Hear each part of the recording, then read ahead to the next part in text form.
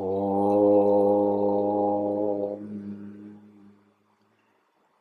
ഗുരുർബ്രഹ്മാ ഗുരുർവിഷ്ണു ഗുരുർദേവോ മഹേശ്വരഃ ഗുരുസാക്ഷാത് പരം ബ്രഹ്മ തസ്മൈ ശ്രീ ഗുരവേ നമഃ.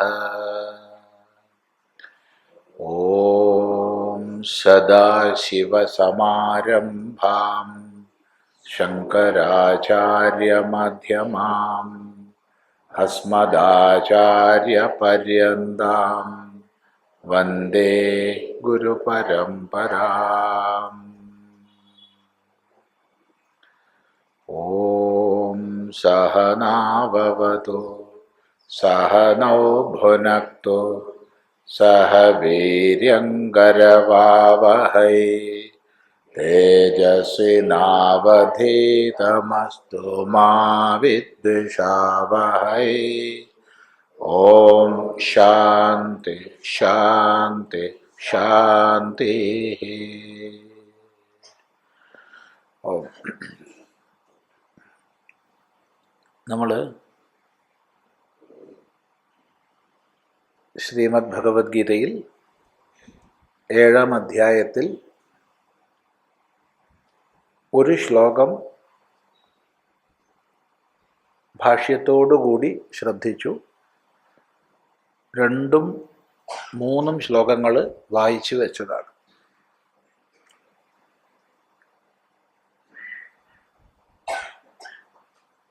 അവിടെ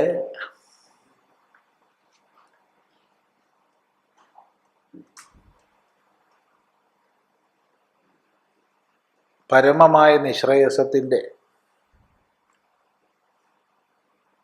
തത്വവിജ്ഞാനത്തിൻ്റെ അന്തരംഗ സാധന എന്ന രീതിയിൽ 6-ാം അധ്യായം വിസ്തരിച്ചു.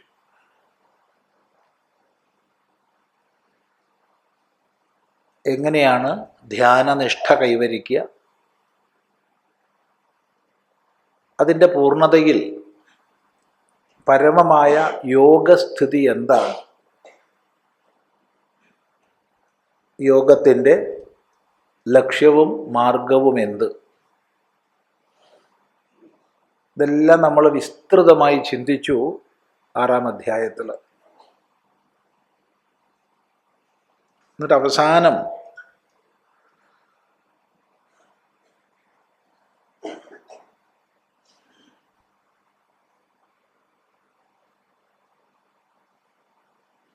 സകല യോഗികളിലും വെച്ച്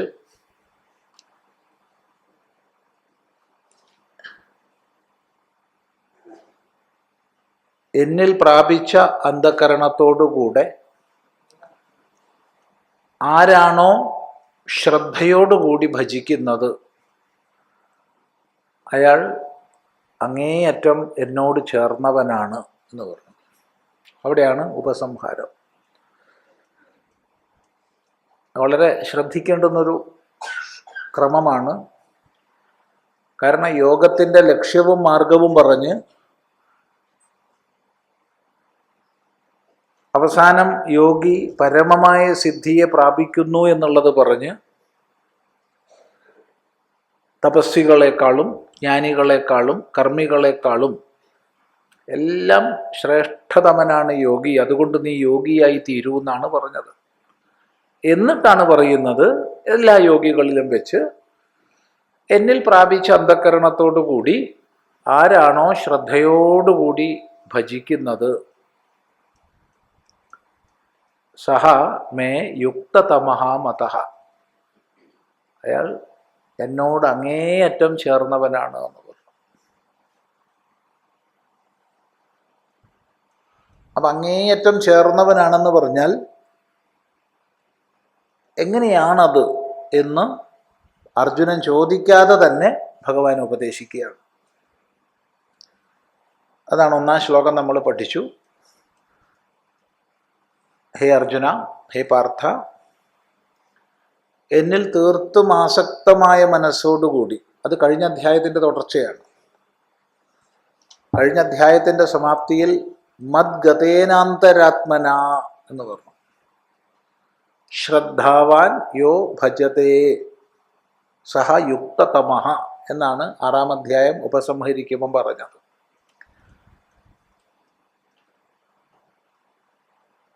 ആ യുക്തതമൻ മദ്ഗതാന്തരാത്മാ, മദ്ഗതേന അന്തരാത്മന എന്ന് പറഞ്ഞാൽ മദ്ഗതാന്തരാത്മാ. എങ്ങനെയാണത്?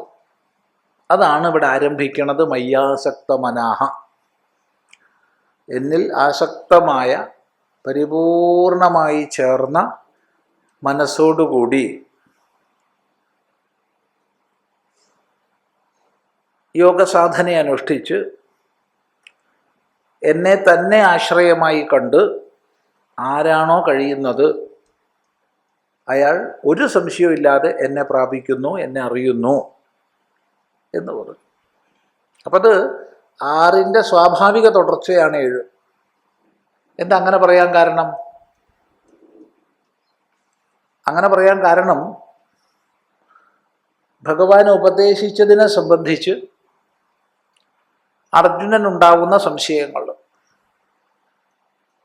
ആ സംശയങ്ങൾ അർജുനൻ ചോദിക്കുമ്പോഴാണ് അവയ്ക്ക് ഓരോന്നിനായിട്ട് ഭഗവാൻ മറുപടി പറയുന്നത്.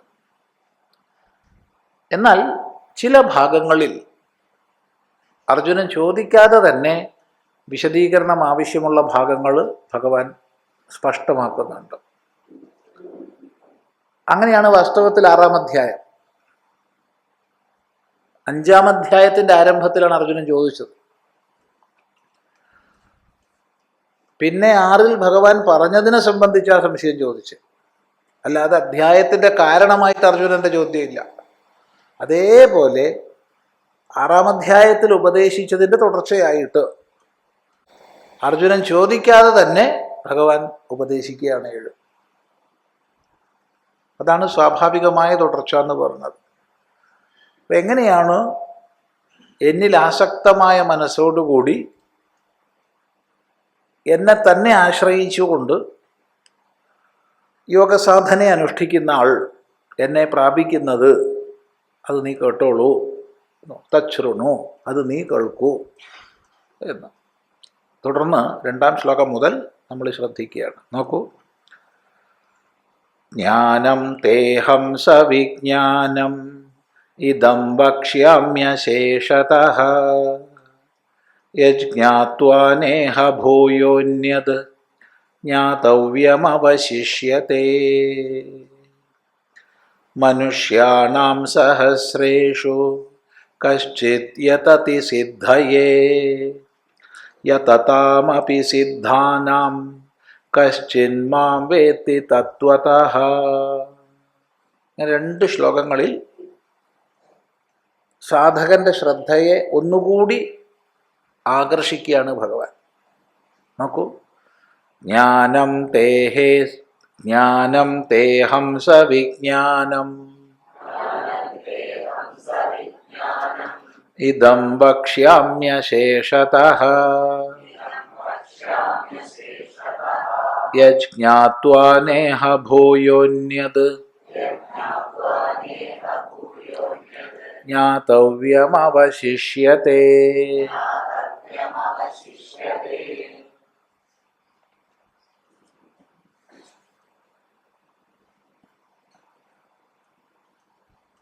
തേ അഹം ജ്ഞാനം സവിജ്ഞാനം ഇദം വക്ഷ്യാമി. ജ്ഞാനം, ജ്ഞാനത്തെ, എങ്ങനെയുള്ള ജ്ഞാനത്തെ? സവിജ്ഞാനം, വിജ്ഞാനസഹിതമായ ജ്ഞാനത്തെ. തേ നിനക്ക്, അഹം ഞാൻ, വക്ഷ്യാമി പറഞ്ഞു തരുന്നു, പറയുന്നു. എങ്ങനെ പറയുന്നു? അശേഷതഃ, അശേഷമായിട്ട്, ശേഷം വയ്ക്കാതെ, പൂർണ്ണമായിട്ട് എന്നർത്ഥം. ഇപ്പം പൂർണ്ണമായി നിന്നോട്, നിനക്ക് വേണ്ടി ഞാൻ സവിജ്ഞാനമായ ജ്ഞാനത്തെ പറഞ്ഞു തരാം. ഇതാണ് പ്രതിജ്ഞ.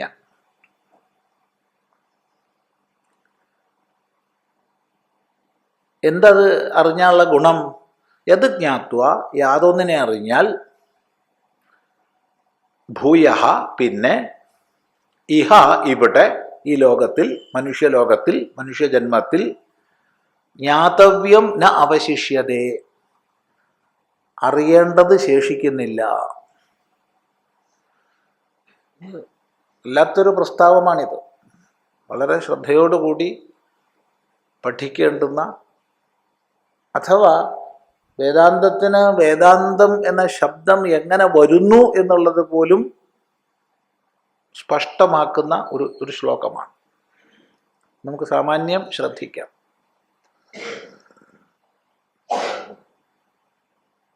ആദ്യം തന്നെ പറയുന്നത്, തേ നിനക്ക്, അഹം ഞാൻ, ജ്ഞാനം വക്ഷ്യാമി, ജ്ഞാനത്തെ പറഞ്ഞു തരുന്നു എന്നാണ്. അപ്പൊ ഗുരുനാഥൻ ജ്ഞാനത്തെ പറഞ്ഞു തരുന്നു, ഞാൻ തരാം, പറഞ്ഞു തരാം എന്നുള്ള പ്രതിജ്ഞ സാധകന് വലിയൊരു പ്രോത്സാഹനം നൽകുന്നതാണ്. പറഞ്ഞു തരുമോ എന്നും മറ്റുള്ള സംശയത്തെ നീക്കുന്നതാണ് ഒന്ന്. രണ്ട്, സാധകന്റെ ശ്രദ്ധയെ, ജിജ്ഞാസുവിൻ്റെ ശ്രദ്ധയെ, ശിഷ്യന്റെ ശ്രദ്ധയെ ആകർഷിക്കുന്നതാണ്. ഞാൻ അതാ പറഞ്ഞു തരുന്നു, നീ വളരെ ശ്രദ്ധിച്ച് കേൾക്കൂ. അപ്പം ശ്രദ്ധിച്ച് കേൾക്കൂ എന്ന് കഴിഞ്ഞാൽ ശ്ലോകത്തെ പറഞ്ഞു, തച്ചിറുണു, അതിനെ നീ കേൾക്കൂ എന്ന് പറഞ്ഞു. അപ്പം കേൾക്കാൻ തയ്യാറായിരിക്കുന്ന ശിഷ്യന്റെ മനസ്സിലേക്കാണ് ഉപദേശിക്കേണ്ടത്. നമുക്ക് നാട്ടുവർത്താനങ്ങൾ ആരോടും പറയാം. സാമാന്യമായ ധർമ്മോപദേശവും ലോകത്തോട് മുഴുവൻ നമുക്ക് വിളിച്ചു പറയാം.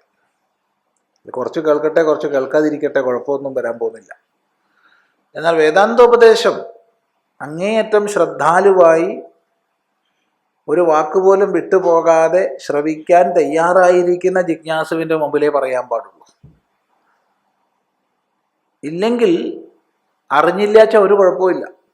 ഒരാൾ ജീവിതത്തിൽ വേദാന്തം പഠിച്ചില്ലാച്ച ഒരു കുഴപ്പവും വരാൻ പോകുന്നില്ല. നേരെ മറിച്ച് വേണ്ടതുപോലെ ഗ്രഹിച്ചില്ലെങ്കിൽ അത് അപകടമാണ്. വേദാന്തം പഠിച്ചില്ലെങ്കിൽ എന്ത് കുഴപ്പം വരാനാ? ഒരു കുഴപ്പമില്ല. പക്ഷെ തെറ്റിദ്ധരിക്കാൻ ഇടവന്നാൽ, വേണ്ടതുപോലെ അതിൻ്റെ മർമ്മം മനസ്സിലാക്കാൻ കഴിഞ്ഞില്ലെങ്കിൽ അത് അപകട. അറിവില്ലാത്തവനെ കൊണ്ട് ഒരു ഉപദ്രവവും ആർക്കുമില്ല, അവനുമില്ല, മറ്റുള്ളവർക്കുമില്ല ഉപദ്രവം. പക്ഷേ അപക്വമായ അസ്ഥാനത്ത് അർദ്ധാംഗമായി വേദാന്തത്തെ മനസ്സിലാക്കുന്നവൻ സ്വയം നശിപ്പിക്കുന്നവനാണ്, മറ്റുള്ളവരെയും നശിപ്പിക്കുന്നവനായിരിക്കും. അതുകൊണ്ട് ആദ്യം തന്നെ ശ്രോതാവിൻ്റെ ശ്രദ്ധയെ ആകർഷിക്കുകയാണ്. തച്ഛൃണു, നീ കേൾക്കൂ എന്ന് പറഞ്ഞ് ശ്രദ്ധയെ ആകർഷിച്ച ശേഷമാണ് പറയുന്നത്. അത് ശ്രദ്ധിക്കേണ്ടതാണ്. ഞാൻ പറഞ്ഞു തരുന്നു എന്ന് പറഞ്ഞാൽ നീ കേൾക്കണം, അതിനാ ഞാൻ പറയുന്നത്. അല്ലാണ്ട് എനിക്ക് പഠിക്കാനല്ല പറയുന്നത്. അവിടെ എന്താണ് ജ്ഞാനം? നമുക്ക് ചിന്തിക്കാം.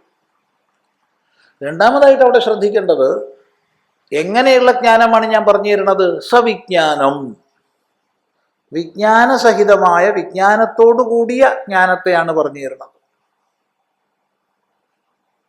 വിജ്ഞാനത്തോടു കൂടിയ ജ്ഞാനം. ഇപ്പൊ സാമാന്യമായിട്ട് ഭാഷയിൽ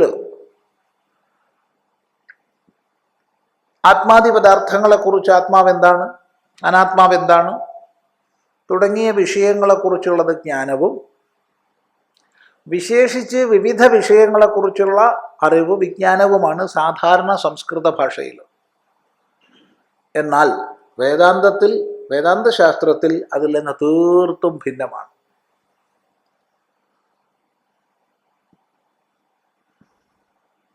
വേദാന്തശാസ്ത്രത്തിൽ ഗുരു ശാസ്ത്രങ്ങൾ മുഖേന ആത്മാനാത്മ വിഷയത്തിൽ നമ്മൾ എന്തൊക്കെ അറിവ് നേടിയിട്ടുണ്ടോ അതൊക്കെ ജ്ഞാനം എന്നുള്ളതിലേ വരും.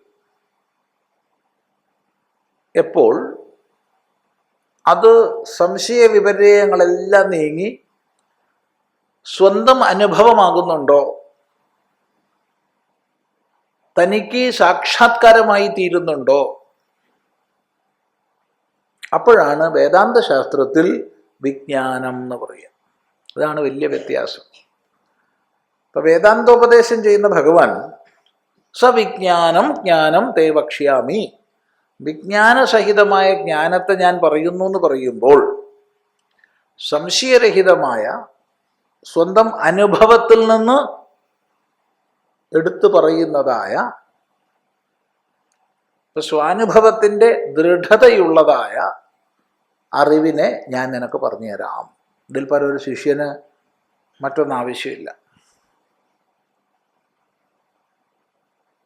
കാരണം ഗുരു ബൗദ്ധികമായിട്ട് ചെയ്യുന്ന ഉപദേശം ആ ഗുരു തന്നെ സംശയം നീങ്ങി സ്വാനുഭൂതി തലത്തിൽ അറിഞ്ഞതാണോ അല്ലയോ നമുക്കറിയില്ല.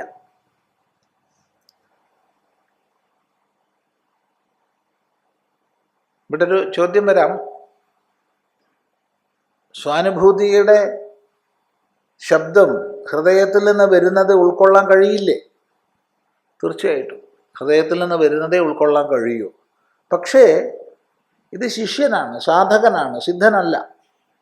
അതുകൊണ്ട് തന്നെ അത് മനസ്സിലാക്കാൻ പൂർണ്ണമായി ശിഷ്യന് കഴിഞ്ഞോളണമെന്നില്ല. അവിടെ സത്യവചസ്സായ ഗുരുനാഥൻ, എടോ ഞാനിത് സ്വാനുഭൂതിയുടെ ദൃഢതയിൽ നിന്നാണ് പറയുന്നത് എന്ന് പറയുമ്പോൾ അതിന് വലിയ മൂല്യമുണ്ട്, വലിയ മൂല്യമുണ്ട്.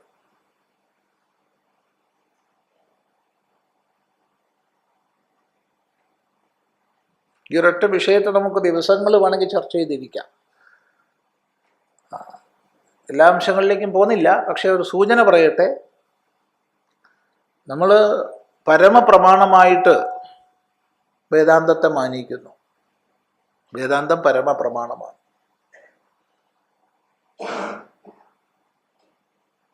എന്നാൽ ഒരു സാധകൻ, ഒരു ജിജ്ഞാസു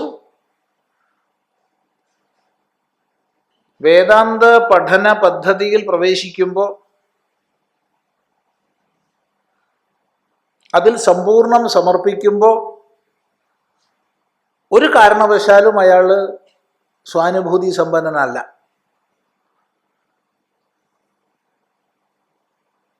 എന്നിട്ടും അയാൾ നിത്യ നൈമിത്തിക കാമ്യാദി സകല കർമ്മങ്ങളെയും ഉപേക്ഷിച്ച്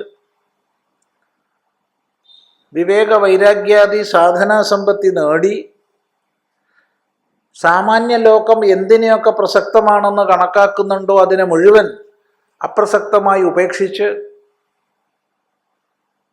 എങ്ങനെയാണ് ഈ വേദാന്ത തത്വാനുസന്ധാനത്തിലേക്ക് പ്രവേശിക്കുന്നത്? എന്ത് ബലം കൊണ്ടാണ്? എന്ത് ദൃഢതയിലാണ്? ഈ ചോദ്യം നമ്മൾ ചോദിക്കുമ്പോൾ നമുക്ക് മനസ്സിലാവും, പരമപ്രമാണം വേദാന്തമാണെങ്കിൽ പോലും ആ വേദാന്തത്തിന് പോലും പ്രമാണഭൂതന്മാരായിട്ട് സ്വാനുഭൂതി സമ്പന്നന്മാരായ വിജ്ഞാനികൾ നമ്മുടെ മുമ്പിലുള്ളതാണ് കാരണം.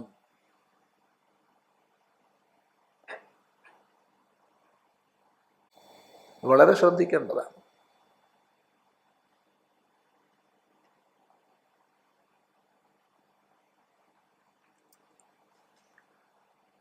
ഇപ്പൊ സ്വാനുഭൂതി സമ്പന്നന്മാരായ വിജ്ഞാനികൾ, മഹാപുരുഷന്മാർ നമ്മുടെ മുമ്പിൽ കാണപ്പെടുന്നത് കൊണ്ടാണ്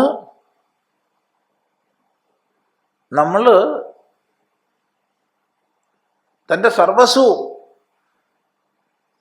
സമർപ്പിക്കുന്നു എന്ന് മാത്രം പറഞ്ഞാൽ പോരാ, ഇന്നലെ വരെ പ്രസക്തമായിരുന്നതെല്ലാം ഇന്ന് അപ്രസക്തമായി കണക്കാക്കി വേദാന്ത അനുസന്ധാനത്തിൽ പ്രവേശിക്കുന്നു. അപ്പോൾ പരമപ്രമാണമായ വേദാന്തത്തിന് പോലും പ്രമാണഭൂതന്മാരായിട്ട് വിജ്ഞാനികൾ ഇരിക്കുന്നു എന്നാണ് പറയുന്നത്. അതുകൊണ്ട് സവിജ്ഞാനം ജ്ഞാനം എന്നുള്ള വാക്കിന് വലിയ അർത്ഥമുണ്ട്. അത് വ്യാഖ്യാനിച്ചാലും വ്യാഖ്യാനിച്ചാലും തീരില്ല, അത്ര വലിയ അർത്ഥമുണ്ട്.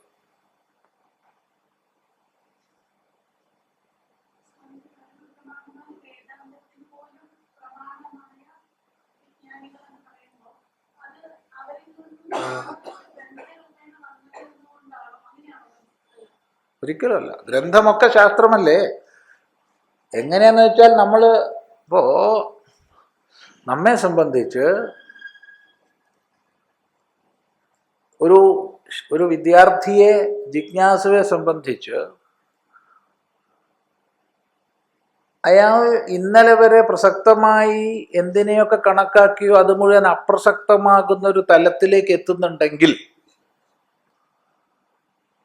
അവിടെ പതി വരും, പത്നി വരും, സന്താനം വരും, സമ്പത്ത് വരും, ഇന്നലെ കണക്കാക്കിയ സിദ്ധികൾ വരും. അതെല്ലാം അപ്രസക്തമായി ഏകമായ തത്വാനുസന്ധാനം എന്നുള്ള ലക്ഷ്യത്തിനായിക്കൊണ്ട് സമർപ്പിത ജീവിതത്തിലേക്ക് ഒരാൾ പ്രവേശിക്കുന്നുണ്ടെങ്കിൽ അക്കാഡമിക്കായിട്ട് പഠിക്കുന്നതിനെ കുറിച്ചല്ല പറയുന്നത്. അക്കാഡമിക്കായിട്ട് ശാസ്ത്രിയോ ആചാര്യോ അതിനപ്പുറത്ത് ഡോക്ടറേറ്റോ പോസ്റ്റ് ഡോക്ടറലോ ഒന്നും പഠിക്കുന്നതിനെ കുറിച്ചല്ല പറയുന്നത്. അങ്ങനെയൊക്കെ വേദാന്തം പഠിക്കാം. എന്നാൽ അതിൽ കവിഞ്ഞ് ഒരു പരിപൂർണമായ ആ സമർപ്പണം സാധിക്കണമെങ്കിൽ അത് ഗ്രന്ഥം കണ്ടിട്ടോ കേട്ടിട്ടോ അല്ല, ഉപദേശങ്ങളെ കേട്ടിട്ടല്ല, മറിച്ച് ആ ഉപദേശങ്ങൾ, ആ ഗ്രന്ഥങ്ങൾ, ആ ശാസ്ത്രങ്ങൾ പ്രതിപാദിക്കുന്നതായ അനുഭൂതി സമ്പന്നതയിൽ സംശയരഹിതമായി നിലകൊള്ളുന്ന മഹാത്മാക്കളെ കണ്ടിട്ടാണ്. ഒരു സംശയം അതിനില്ല. അതാണ് പറഞ്ഞത്. അതുകൊണ്ട് ഈ സവിജ്ഞാനം എന്നുള്ള പദത്തിന് വലിയ അർത്ഥമുണ്ട്. ദിവസങ്ങളും മാസങ്ങളും നമ്മൾ പറഞ്ഞാലും തീരില്ല അതിൻ്റെ അർത്ഥം. സ്വാനുഭൂതിയുടെ നിറവിലിരുന്നു കൊണ്ട് അനുഭവയുക്തമായ ജ്ഞാനത്തെ, സവിജ്ഞാനം ജ്ഞാനം തേ നിനക്ക് അഹം ഞാൻ ഭക്ഷ്യാമി പറയുന്നു. ഇവിടെ എങ്ങനെ പറയുന്നു? അശേഷതഃ. അശേഷതഃ, അശേഷതഃ, പൂർണ്ണമായിട്ട്, ശേഷമില്ലാതെ. ആസനത്തിലേക്ക് ഇരുന്നോളൂ. ആസനം ഉണ്ടല്ലോ, ഇന്നലത്തെ സിമെന്റിൽ ഇരിക്കണ്ട.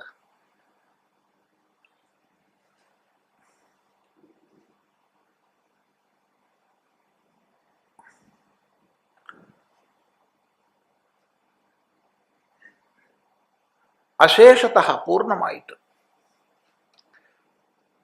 ഇതും വേദാന്ത ശാസ്ത്രത്തിൽ മാത്രമേ ഉള്ളൂ. മറ്റേതൊരു ശാസ്ത്രത്തിലും ഗുരു ശിഷ്യനേക്കാൾ എപ്പോഴും മികച്ചു നിൽക്കും. തൻ്റെ എല്ലാ അറിവും ഒരിക്കലും ശിഷ്യന് പകർന്നു നൽകില്ല. ഏറ്റവും ചുരുങ്ങിയത് ശിഷ്യനിൽ നിന്ന് രക്ഷപ്പെടാനെങ്കിലും കുറച്ച് മാറ്റി വെക്കും.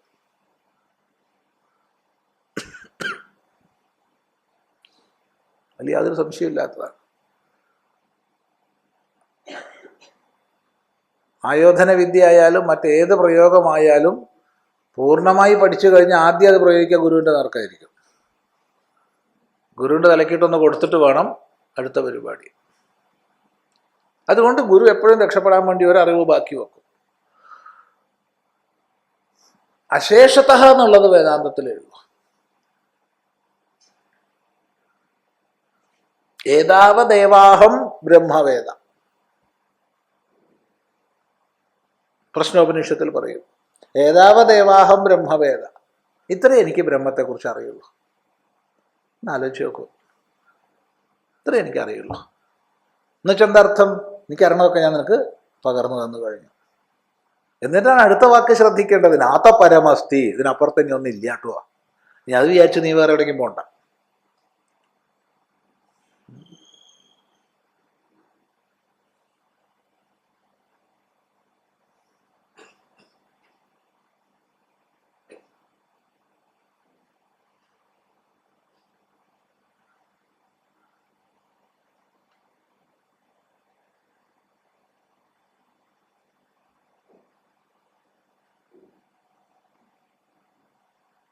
അതുകൊണ്ട് സവിജ്ഞാനം ജ്ഞാനം ഭക്ഷ്യാമി ഒന്ന്.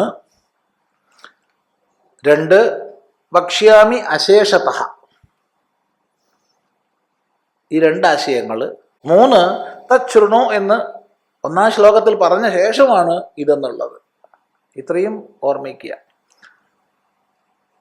അപ്പോൾ സാധകന്റെ ശ്രദ്ധയെ പൂർണ്ണമായി ആകർഷിച്ചു. എന്നിട്ട് പറയുകയാണ് യത് ജ്ഞാത്വ, യാതൊന്നിനെ അറിഞ്ഞാൽ. ഇപ്പോൾ ഞാൻ ഉപദേശിക്കാൻ പോകുന്നു, നിനക്ക് പൂർണ്ണമായി പറഞ്ഞു തരാം, പക്ഷെ അത് അറിഞ്ഞിട്ട് വലിയ കാര്യമൊന്നും ഇല്ല എന്ന് പറഞ്ഞാൽ ആരാ ശ്രദ്ധിക്കാൻ പോണേ? ഞാൻ മുഴുവൻ പറഞ്ഞു തരാം നിനക്ക്, പക്ഷെ അത് അറിഞ്ഞിട്ട് വലിയ പ്രയോജനമൊന്നുമില്ല എന്ന് പറഞ്ഞാൽ നമ്മൾ ആരെങ്കിലും നമ്മുടെ സമയം ജീവിതം സമർപ്പിക്കുമോ അതിനു വേണ്ടിയിട്ട്? അപ്പൊ പറയാണ് യത് ജ്ഞാത്വ, യാതൊന്നിനെ അറിഞ്ഞാൽ, അറിഞ്ഞിട്ട് ഇഹ ഇവിടെ, ഇവിടെ എന്നുള്ളത് അടിവരയിട്ട് മനസ്സിലാക്കുക. പുസ്തകത്തിൽ അടിവരകളാണല്ല പറയണത്. ചില ആൾക്കാർ പെണ്ണെടുക്കുക അടിവര എന്ന് പറഞ്ഞപ്പോൾ ഇഹ, ഈ മനുഷ്യലോകത്തിൽ, ഈ ലോകത്തിൽ, ഈ ജന്മത്തിൽ ജ്ഞാനത്തിന് ഏറ്റവും അധികാരമുള്ള ജന്മമാണ് നമ്മുടേത്. ജ്ഞാനത്തിന് ഏറ്റവും അധികാരമുള്ള ജന്മമാണ് മനുഷ്യജന്മം. ദേവന്മാർക്ക് ഇത്ര അധികാരമില്ല, ഗന്ധർവന്മാർക്കില്ല.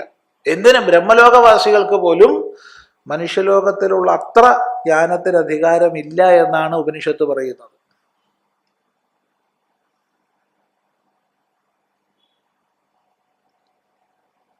അളവറ്റ സാധ്യത നമുക്കുണ്ട് അറിയാൻ.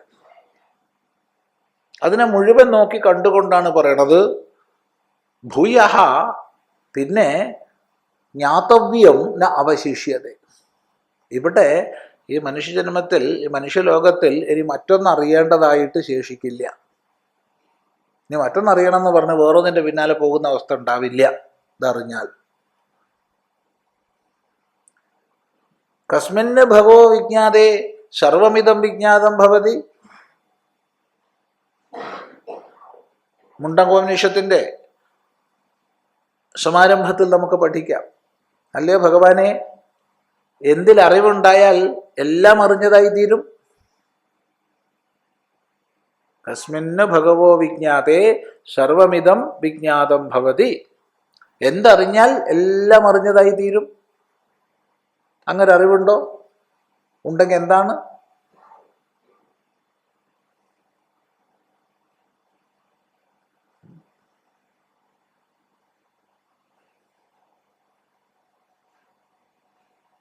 വാസ്തവത്തിൽ ആ ചോദ്യത്തിന്റെ മറുപടിയായത് യത് ജ്ഞാത്വ ഇഹ ഭൂയഃ ജ്ഞാതവ്യം അന്യത് ന അവശിഷ്യത. ഇതറിഞ്ഞാൽ പിന്നെ അറിയേണ്ടതായിട്ട് മറ്റൊന്നില്ല. അപ്പൊ സാധകന്റെ ശ്രദ്ധയെ പൂർണ്ണമായിട്ട് ആകർഷിച്ചു, അതിൻ്റെ പ്രയോജനത്തെ ബോധിപ്പിച്ചു. ഈ രണ്ടാം ശ്ലോകം വളരെ പ്രധാനമാണ്. എത്ര ചിന്തിക്കുന്ന അത്ര കൂടുതൽ സൂക്ഷ്മാർത്ഥം ലഭിച്ചുകൊണ്ടേയിരിക്കും. നോക്കൂ, എൻ്റെ ഭാഷ്യം നോക്കൂ. തച്ച് മദ്വിഷയം ജ്ഞാനം തേ തുഭ്യം അഹം സവിജ്ഞാനം വിജ്ഞാനസഹിതം സ്വാനുഭവ സംയുക്തം ഇദം വക്ഷ്യാമി കഥയിഷ്യാമി അശേഷതഃ കാർസ്ന്യേന. തത് ജ്ഞാനം വിവക്ഷിതം സ്തൗതി ശ്രോതുഃ അഭിമുഖീകരണായ. യത് ജ്ഞാത്വാ, യത് ജ്ഞാനം ജ്ഞാത്വാ ന ഇഹ ഭൂയഃ പുനഃ ജ്ഞാതവ്യം പുരുഷാർത്ഥസാധനം അവശിഷ്യത്തെ. ന അവശേഷഃ ഭവതി ഇതി മത്തത്വജ്ഞഃ യഃ സഃ സർവജ്ഞോ ഭവതി ഇത്യർത്ഥഃ. അതഃ വിശിഷ്ടഫലത്വാത് ദുർലഭം ജ്ഞാനം. തച്ച് മദ്വിഷയം ജ്ഞാനം തേ തുഭ്യം അഹം സവിജ്ഞാനം വിജ്ഞാനസഹിതം സ്വാനുഭവ സംയുക്തം ഇദം വക്ഷ്യാമി കഥയിഷ്യാമി അശേഷതഃ കാർസ്ന്യേന. തത് ജ്ഞാനം വിവക്ഷിതം സ്തൗതി ശ്രോതുഃ അഭിമുഖീകരണായ യത് ജ്ഞാത്വാ യത് ജ്ഞാനം ജ്ഞാത്വാ ന ഇഹ ഭൂയഃ പുനഃ ജ്ഞാതവ്യം പുരുഷാർത്ഥസാധനം അവശിഷ്യത്തെ ന അവശേഷഃ ഭവതി ഇതി മത്തത്വജ്ഞഃ യഃ സഃ സർവജ്ഞഃ ഭവതി ഇത്യർത്ഥഃ. അതഃ വിശിഷ്ടഫലത്വാത് ദുർലഭം ജ്ഞാനം. അപ്പോൾ ജ്ഞാനം, ജ്ഞാനത്തെ, അറിവിനെ, ഇപ്പം സാമാന്യമായിട്ടുള്ള എല്ലാം വരും അതിൽ. ഗുരുവിൽ നിന്ന്, ശാസ്ത്രത്തിൽ നിന്ന്, ബ്രഹ്മസംബന്ധമായി അഥവാ ആത്മബ്രഹ്മൈക്യ സംബന്ധമായി അറിയേണ്ടതൊക്കെ.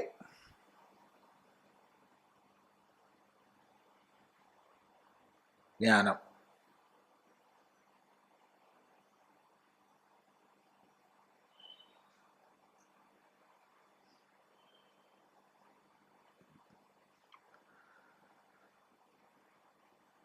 തേ തുഭ്യം, നിനക്ക്, നിനക്കായിട്ട്, നിനക്ക് വേണ്ടിയാണ് ഞാൻ പറഞ്ഞു തരണേ എന്നർത്ഥം. അഹം, ഞാൻ, സവിജ്ഞാനം, വിജ്ഞാനസഹിതം, വിജ്ഞാനസഹിതമായിട്ട്, എന്നർത്ഥം സ്വാനുഭവ സംയുക്തം, സ്വാനുഭവ സംയുക്തമായിട്ട് ഇതം വക്ഷ്യാമി, ഇതാ പറയുന്നു. അപ്പൊ അവിടെ ഇതം എന്നുള്ളത് ഇതാ പറയുന്നു എന്നുള്ളത് പറയാം, ഇതം ജ്ഞാനം എന്നും പറയാം. ഈ അറിവിനെ ഇതം ജ്ഞാനം. എങ്ങനെയുള്ള അറിവിനെ? സവിജ്ഞാനം. അപ്പൊ ഇതം ജ്ഞാനം എന്ന് പറഞ്ഞിട്ട് അതിനെ വിശേഷിപ്പിക്കുകയാണ് സവിജ്ഞാനം. ഈ അറിവിനെ, എങ്ങനെയുള്ളതിനെ? അനുഭവ സംയുക്തമായ സ്വാനുഭവത്തിൽ നിന്നുള്ളതായ ഈ അറിവിനെ ഞാൻ നിനക്ക് പറഞ്ഞുതരാം. കഥയിഷ്യാമി, ഇതാ പറയുന്നു. അശേഷതഃ കാർസ്ണ്യേന, പൂർണ്ണമായിട്ട്, ശേഷം വയ്ക്കാതെ.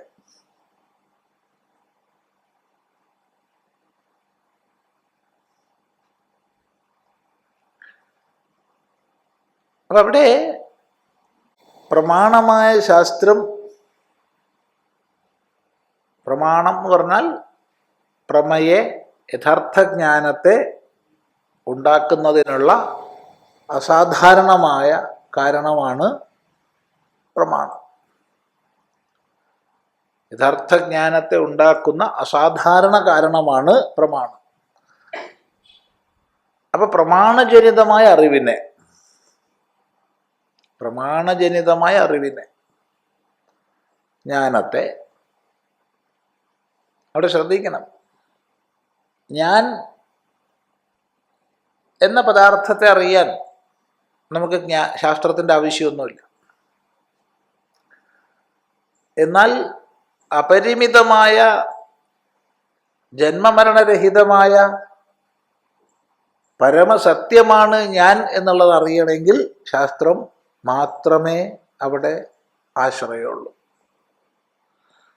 ഒന്നുകൂടി വ്യക്തമായി പറഞ്ഞാൽ, ആത്മസംബന്ധമായി നമുക്ക് ശാസ്ത്രം വേണ്ട. എന്നാൽ ബ്രഹ്മവിഷയത്തിൽ ശാസ്ത്രം മാത്രമേ പ്രമാണമുള്ളൂ. ആ ശാസ്ത്രപ്രമാണജനിതമായ അറിവിനെ ജ്ഞാനം, ഇതം ജ്ഞാനം, ഈ ജ്ഞാനത്തെ ഇനിയാണ് ശ്രദ്ധിക്കേണ്ടത്. സവിജ്ഞാനം, വിജ്ഞാനസഹിതം. വിജ്ഞാനം സ്വാനുഭവ സംയുക്തം.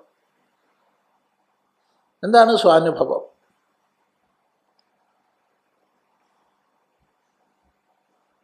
പലപ്പോഴും വേദാന്ത വിദ്യാർത്ഥികൾ ഏറ്റവും അധികം വഴിതെറ്റുന്ന ഒരു ആശയമാണിത്.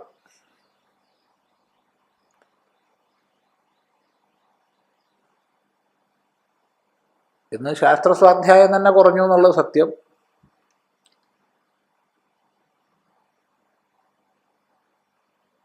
ശാസ്ത്രസ്വാധ്യായത്തിൻ്റെ ആഴങ്ങളിൽ പോയിരുന്ന സന്യാസിമാർക്കിടയ്ക്ക് പോലും ഇപ്പൊ ശാസ്ത്രസ്വാധ്യായം കുറഞ്ഞ കാലഘട്ടമാണ്. സന്യാസാശ്രമങ്ങൾ പോലും പുരാണവും ഭാഗവത കഥയൊക്കെ ആയിട്ട് നടക്കുകയാണ്. വളരെ വലിയൊരു ദുര്യോഗമാണ്, ദുരവസ്ഥയാണ്. ജ്ഞാനവിചാരത്തിൻ്റെ ആ ഉച്ചകോടിയിലുള്ള ഉണ്ടായിരുന്ന ഉത്തരഭാരതത്തിലൊക്കെ ഇപ്പോൾ പോയി കഴിഞ്ഞാൽ മുഴുവൻ ഭാഗവത കഥയും രാമായണ കഥയാണ്. നല്ലതാണ്, അതിന് ഗുണമുണ്ട്. പക്ഷേ മോടിയുള്ള ചുമരും അലങ്കാരങ്ങളും ഒക്കെ ഉണ്ടാവും, അടിത്തറയില്ലാത്ത അവസ്ഥ വരും.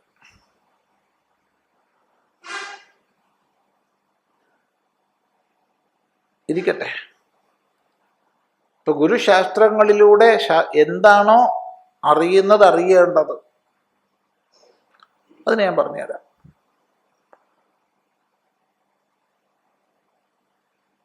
അവിടെയാണ് വിജ്ഞാനസഹിതം.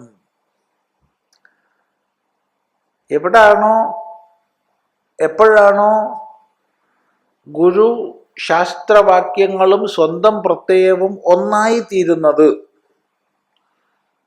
അത് മാത്രമാണ് സ്വാനുഭവം. എത്രയോ കാലമായി വേദാന്ത തത്വാനുസന്ധാനം ചെയ്യുന്നവരെ കാണാനിടയായിട്ടുണ്ട്. സ്വാമി, പഠിക്കാനുള്ളതൊക്കെ പഠിച്ചു, ഇനിയിപ്പോൾ അനുഭവം കാത്തിരിക്കുക എന്ന് പറയും. എത്രയോ പേരുണ്ട്. വളരെ ആത്മാർത്ഥമായിട്ടാണ് പറയുന്നത്, അല്ലാതെ കൃത്രിമമായല്ല, ശുദ്ധമായിട്ടാണ് പറയുന്നത്.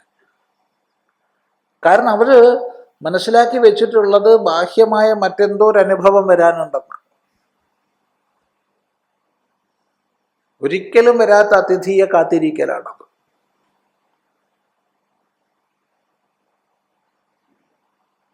എവിടെ നമുക്ക് ആത്മഭിന്നമായ അനുഭവമുണ്ടോ അവിടെ അനുഭവിക്കുന്നതും അനുഭവിക്കപ്പെടുന്നതും അനുഭവവും എന്ന ത്രിപുടിയുണ്ട്. ത്രിപുടിയോടൊത്തത് പരമവിജ്ഞാനമല്ല. അതുകൊണ്ട് എന്തോ ഒരു അനുഭവം പുറമേ നിന്ന് വരാനുണ്ട് എന്നുള്ള ധാരണ നമ്മൾ ആദ്യം തന്നെ മാറ്റേണ്ടതാണ്. എന്നാൽ പുസ്തകജ്ഞാനം കൊണ്ടെല്ലാമായി എന്നുള്ള ധാരണ അതിനേക്കാൾ അപകടകരവുമാണ്. ഇത് രണ്ടിന് മധ്യത്തിലൊരു സ്ഥിതിയുണ്ട്. അത് ഗുരുവാക്യവും ശാസ്ത്രവാക്യവും സ്വന്തം പ്രത്യയവും സ്വന്തം അറിവും സ്വന്തം ബോധവും ഒന്നായി ഇഴുകിച്ചേരുകയല്ല, ഒന്നായി തീരുന്ന അവസ്ഥയാണ്.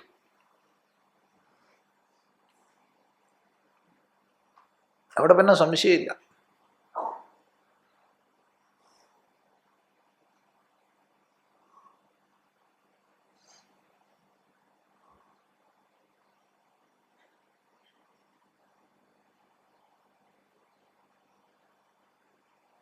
അപ്പോൾ ആദ്യം വിദ്യാർത്ഥിയെ സംബന്ധിച്ച് ഗുരുനാഥന്റെ ഉപദേശങ്ങൾ, ഗുരുനാഥൻ എന്താ ഉപദേശിക്കുന്നേ? ഗുരുനാഥൻ ശാസ്ത്രത്തെ ഉപദേശിക്കുന്നു. അത് ഞാൻ കേൾക്കുന്നു, കേട്ടതിനെക്കുറിച്ച് യുക്തിപൂർവ്വം മനനം ചെയ്യുന്നു. അങ്ങനെ യുക്തിപൂർവ്വം മനനം ചെയ്യുമ്പോൾ സംശയങ്ങൾ പെരുകുന്നു. അങ്ങനെ പെരുകുന്ന സംശയങ്ങൾക്ക് ഉത്തരം ശ്രവണ മനനങ്ങളിലൂടെ തന്നെ കണ്ടെത്തുന്നു. അങ്ങനെ ശ്രവണ മനനങ്ങളുടെ ആവർത്തനം കൊണ്ട് സംശയരഹിതമാകുന്ന അന്ധകരണത്തിൽ തത്വം ഉറയ്ക്കുന്നു, അഥവാ തത്വത്തിൽ അന്ധകരണം ഉറയ്ക്കുന്നു. അപ്പം എന്തായി? ശ്രവണ മനനങ്ങളിലൂടെ നിധിധ്യാസത്തിൽ എത്തിച്ചേർന്നു. ഈ ശ്രവണ മനന നിധിധ്യാസങ്ങളിലൂടെ ഗുരുവാക്യം ശാസ്ത്രവാക്യം സ്വന്തം ബോധം എന്ന ഭേദമില്ലാതായി സംശയരഹിതമായ അറിവിലേക്ക് ഉയരുമ്പോൾ അറിയുന്നവനും അറിയപ്പെടുന്നതും അറിവും എന്ന ഭേദം ഇല്ലാതാകുന്ന അവസ്ഥയാണ് ഈ സ്വാനുഭവം. അത് പുറമേന്ന് കിട്ടേണ്ടതല്ല.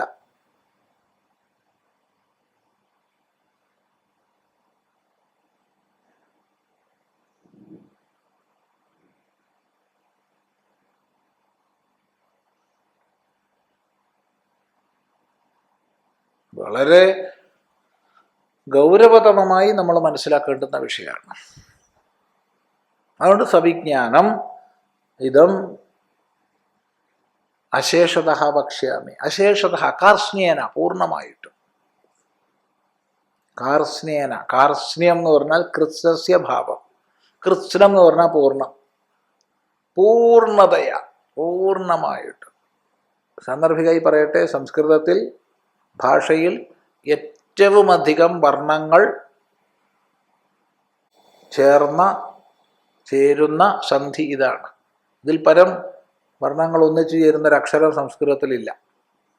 കാർസ്ന്യം. എത്ര വർണ്ണ നോക്കൂ അതിൽ. ക്, ആ, ര്, ത്, സ്, ന്, യ്, ആ, മ. കാർസ്ന്യം.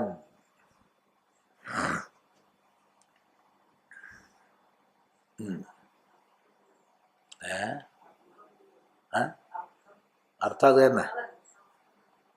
സംസ്കൃതത്തിൽ പറഞ്ഞാൽ കാർസ്ന്യം കൃഷ്ണസ്യ ഭാവം, തേന കാർസ്നേന. കൃത്സ്നം സമ്പൂർണം, സമ്പൂർണതയാ. അശേഷതഃ ന ശേഷഃ വിദ്യതേ ഇതി അശേഷഃ തദ്വിധം അഹം വക്ഷ്യാമി. നീ സംസ്കൃതത്തിൽ പറഞ്ഞില്ല എന്ന് വേണ്ട അല്ലേ. അപ്പോൾ എങ്ങനെയാണോ പൂർണ്ണമായിട്ടൊരല്പവും ശേഷിപ്പ് വരാത്ത വിധം ഞാൻ പറഞ്ഞുതരാം. വലിയ ഒന്ന് ഗുരുനാഥൻ്റെ പ്രതിജ്ഞയാണ്, രണ്ട് ശിഷ്യന് സാന്ത്വനമാണ്, മൂന്ന് ശിഷ്യന് ഒരു പ്രതിജ്ഞയല്ലേ? അല്ല, എന്താ അഭിപ്രായം? ഗുരുനാഥൻ്റെ പ്രതിജ്ഞ ശിഷ്യനും പ്രതിജ്ഞയല്ലേ? അതെ. എന്താ പ്രതിജ്ഞ? അറിയാൻ ശ്രമിക്കണം. ഗുരുനാഥൻ പറഞ്ഞു തരുന്നത് ഞാൻ അറിയാൻ ശ്രമിക്കണം. അതിനാണ്.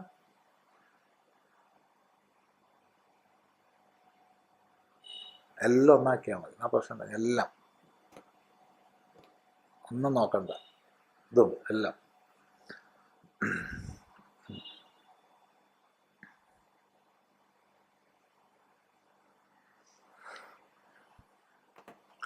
അപ്പോ യത് ജ്ഞാത്വാ ഇഹ ഭൂയഃ അന്യത് ജ്ഞാതവ്യം നാവശിഷ്യതേ.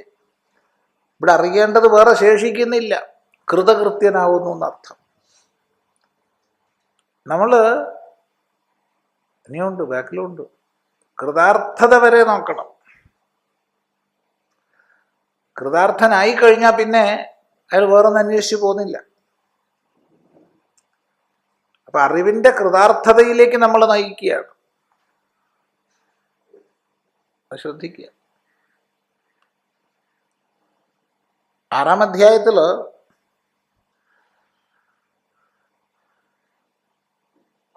യസ്മിൻ യോഗലക്ഷണം പറഞ്ഞ കൂട്ടത്തിൽ യത്രോപരമതേ ചിത്തം നിരുദ്ധം യോഗസേവയ യത്ര ചൈവാത്മനാത്മാനം പശ്യൻ ആത്മനി തുഷ്യതി സുഖമാത്യന്തികം യത്തത് ബുദ്ധിഗ്രാഹ്യം അതീന്ദ്രിയം വേത്തി യത്ര ന ചൈവായം സ്ഥിതശ്ചലതി തത്വതഃ യല്ലബ്ധ്വാ ചാപരം ലാഭം മന്യത്തെ ന അധികം തതഃ യസ്മിൻ സ്ഥിതോ ന ദുഃഖേന ഗുരുണാ അപി വിചാല്യത്തെ എന്ന് പറഞ്ഞിട്ടാണ് തം വിദ്യ ദുഃഖ സംയോഗ വിയോഗം യോഗ സംജ്ഞിതം എന്ന് പറഞ്ഞത്. അവിടെ വളരെ ശ്രദ്ധേയമായത് യല്ലബ്ധ്വ, യാതൊന്നിനെ ലഭിച്ചു കഴിഞ്ഞാൽ അപരം ലാഭം മന്യതേനാധികം തതഃ, അതിൽ പരം വലിയൊരു ലാഭമുണ്ടെന്ന് വിചാരിക്കുന്നില്ല. കൃതാർത്ഥതയാണ്. അതുവരെ നമ്മൾ ഒരു ലാഭം ലഭിച്ചാൽ അതിൻ്റെ അപ്പുറത്തെ ലാഭം നോക്കിപ്പോവും, അതിൻ്റെ അപ്പുറത്തെ ലാഭം നോക്കിപ്പോവും. എന്നാൽ താൻ പരിപൂർണ സ്വരൂപമാണ്, സച്ചിദാനന്ദ സ്വരൂപമാണെന്ന ബോധ സാക്ഷാത്കാരത്തിൽ പിന്നെ വേറെ എങ്ങോട്ട് പോനാ, എന്തന്വേഷിക്കാനാ? അവിടെ അന്വേഷ്യവും അന്വേഷകനും ഇല്ലാണ്ടാവുകയാണ്.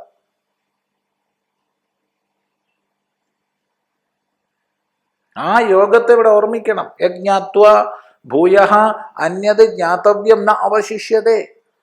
ഇതറിഞ്ഞു കഴിഞ്ഞാൽ പിന്നെ അറിയേണ്ടത് ശേഷിക്കുന്നില്ല.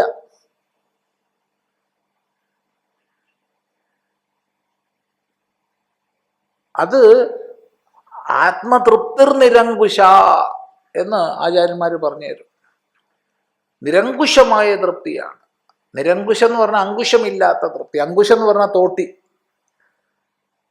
അങ്കുശം തോട്ടി. സാധാരണ നമുക്ക് പല തൃപ്തി ഉണ്ടാവാറുണ്ട്. ആ തൃപ്തിക്കൊക്കെ ഒരു തോട്ടിയുണ്ട്, ഇല്ലേ?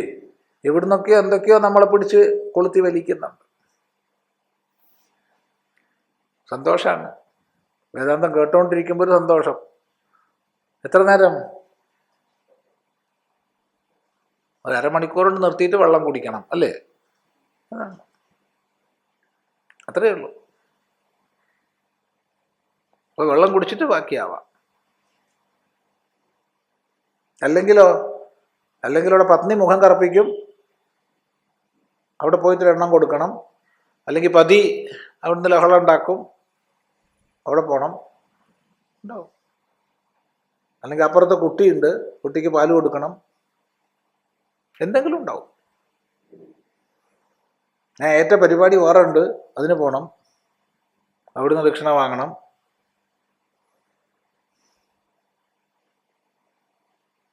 സാങ്കുശം. എല്ലാ തൃപ്തികൾക്കും ഒരു അങ്കുശമുണ്ട്, തോട്ടി. ആ തോട്ടി ഒരു പരിധിയിൽ നമ്മളെ കെട്ടിവെച്ചിരിക്കുക. ആ പരിധി വീടായിരിക്കാം, ആശ്രമമായിരിക്കാം, ഇന്നതൊക്കെ ചെയ്യാൻ പാടുള്ളൂ, ഇന്നതൊന്നും ചെയ്യാൻ പാടില്ല എന്നുള്ളതായിരിക്കാം. ധർമാധർമ്മങ്ങൾ ഒക്കെ വേണം ലോകത്തിൽ. ധർമാധർമ്മം ഇല്ലാച്ച പിന്നെ എന്ത് ലോക? ലോകത്തിൽ ധർമാധർമ്മങ്ങളൊക്കെ വേണം, വേണ്ടാന്ന് പറഞ്ഞില്ല. പക്ഷെ ഇതാ തലമൊന്നുമല്ല. ഇത് ധർമാധർമ്മങ്ങളുടെ തലമല്ല, ഇത് നിരങ്കുശമാണ്. അങ്കുശമില്ല അവിടെ. അങ്ങനെയാ അങ്ങനെ അത്രയേ ഉള്ളൂ, കഴിഞ്ഞു. വേറെ ഒരു തോട്ടിയില്ല. തോട്ടി കൊളുത്താൻ പറ്റില്ല അവിടെ. ഒരാൾക്കും തോട്ടി കൊളുത്താൻ പറ്റില്ല.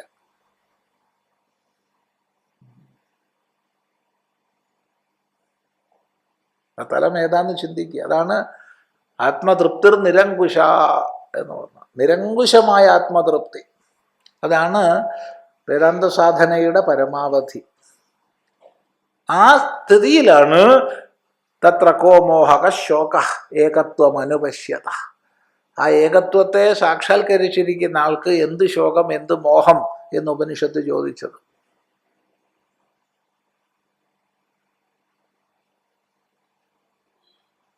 പരമസുഖം.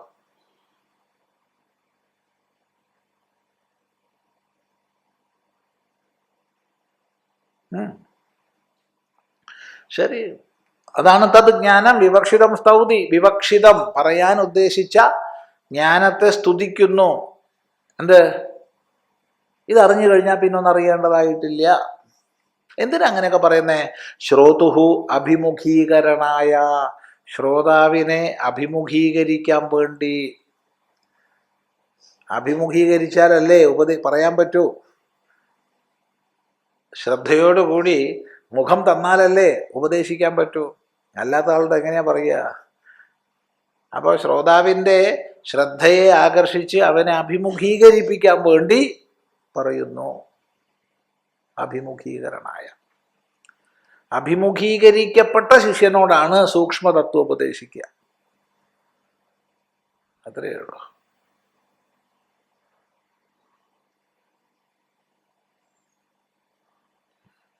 ഇപ്പം എത്ര പേര് അഭിമുഖീകരിക്കപ്പെടും എന്നുള്ളത് ചിന്തിക്കേണ്ടതാണ്. കാരണം വിക്ഷേപം വരാം, ലയം വരാം. ലയം വരിക എന്ന് പറഞ്ഞാൽ ഉദാഹരണത്തിന് ഉറങ്ങിപ്പോവുക. വിക്ഷേപം വരിക എന്ന് പറഞ്ഞാൽ അന്യചിന്തകൾ വരിക.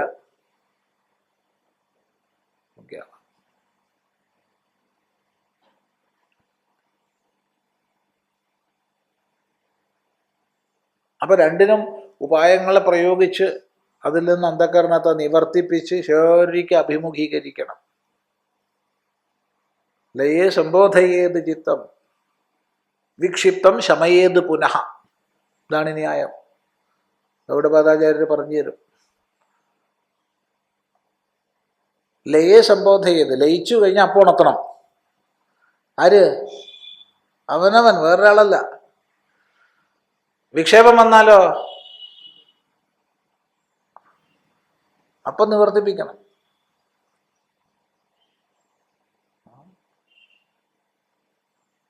ഇത് അവനവൻ്റെ സാധനയാണ്. അതിനെ ശമിപ്പിക്കണം. വിക്ഷേപിച്ച അവസ്ഥയെ ശമിപ്പിക്കണം. അങ്ങനെ ശാന്തോ ദാന്ത, ശാന്തനും ദാന്തനുമായാലേ ശ്രവണത്തിന് അധികാരമാവുള്ളൂ. അപ്പോൾ അഭിമുഖീകരണായ, അത് പറഞ്ഞപ്പോഴതൊക്കെ പറഞ്ഞേ. യത് ജ്ഞാത്വ, യത് ജ്ഞാനം ജ്ഞാത്വ, യാതൊന്നിനെ അറിഞ്ഞിട്ട് ന ഇഹ ഭൂയ പുനഃ ജ്ഞാതവ്യം പുരുഷാർത്ഥ. അത് പ്രത്യേകം ശ്രദ്ധിക്കേണ്ടതാ. ജ്ഞാനം എപ്പോഴും പുരുഷാർത്ഥ സാധനമായിരിക്കണം. പ്രയോജനരഹിതമായ അറിവിൻ്റെ കൊണ്ട് എന്ത് പ്രയോജനമുള്ള? നമ്മളിപ്പോൾ പലത് പഠിക്കുന്നുണ്ട്. ഈ പഠിച്ചതിനെ കൊണ്ട് എന്താ ഒരു പ്രയോജനം എന്ന് ചോദിച്ചാൽ എന്താ പറയാൻ? നമ്മൾ സ്കൂളിൽ പഠിച്ചത് ഓർമ്മിക്കുക, 10ാം ക്ലാസ് വരെ നമ്മൾ എന്തൊക്കെ വിഷയം പഠിച്ചു. അതുകൊണ്ട് നമ്മുടെ ജീവിതത്തിൽ ഇപ്പോൾ എന്താ ഒരു പ്രയോജനം ഉണ്ടായത് അറിയില്ല. അറിഞ്ഞെങ്കിൽ അറിയാമോ എന്താ? എന്ത് എന്ത് എന്ത് പഠിക്കാൻ പറ്റി? അത് പഠിക്കാൻ പറ്റി, അത് സമ്മതിച്ചു. അതുകൊണ്ട് നമ്മുടെ ജീവിതത്തിൽ എന്ത് പ്രയോജനം ഉണ്ടായി? പഠിക്കാൻ പഠിച്ചു, നന്നായി. അത് മതി, അത് ഉത്തരം കിട്ടി. എനിക്ക് നല്ലതാണ്. അതിന് പത്രക്കൊക്കെ പഠിക്കണം. പഠിക്കാൻ അയാൾ അവിടെ എന്ത് ചെയ്തു, ഇയാൾ ഇവിടെ എന്ത് ചെയ്തു, വട്ടമേശ സമ്മേളനത്തിൽ അയാൾ എന്ത് ചെയ്തു, ഇതൊക്കെ പഠിച്ചിട്ട് ഇപ്പോൾ എന്ത് കിട്ടി? ലോകജ്ഞാനം കിട്ടി, സന്തോഷം, വേണ്ടത് തന്നെയാണ്. ധർമ്മജ്ഞാനം കിട്ടി, വേണ്ടതാണ്, സന്തോഷമാണ്. അതൊക്കെ വേണം. പക്ഷെ ഈ തലത്തിലേക്കാണ് പറയണം.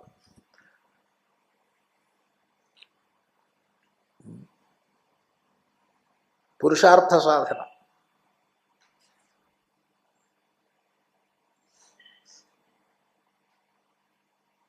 ഇത് പുരുഷാർത്ഥത്തിന് കാരണമാവുമോ എന്ന് ചിന്തിച്ചു. ഇല്ലെങ്കിൽ അറിവുകൊണ്ട് എന്ത് പ്രയോജനം? ആവുന്നു കണ്ട തീർച്ചയായിട്ടും സ്വാമി ഞാൻ പഠിച്ചതെന്ന് പ്രയോജനമുണ്ട്, തീർച്ചയായിട്ടും നീ പഠിക്കണം എന്നാ പറയും. അല്ലാതെ ഉപേക്ഷിച്ച് വേദാന്തത്തിലേക്ക് വരണം എന്നാരും പറയില്ല. ഗുസ്തി പഠിച്ചെന്ന ഗുണമുണ്ട്, അല്ലെങ്കിൽ ആയുർവേദം പഠിച്ചെന്ന ഗുണമുണ്ട്, അല്ലെങ്കിൽ മെഡിസിന് പഠിച്ചെന്ന ഗുണമുണ്ട്, എഞ്ചിനീയറിങ്ങിന് പഠിച്ചെന്ന, തീർച്ചയായിട്ടും നീ പഠിക്കണം, ഒന്നാന്തരായിട്ട് പഠിക്കണം എന്ന് അവനെ പ്രോത്സാഹിപ്പിക്കുക. കാരണം അതിനെ അവൻ പുരുഷാർത്ഥമായി കാണുന്ന കാലത്തോളം അതിൽ വ്യാപരിക്കണം. മോഷണം പഠിച്ച ഗുണമില്ലേ? ഇല്ല, ഉണ്ട്. കാമശാസ്ത്രം പഠിച്ച ഗുണമില്ലേ? ഉണ്ട്.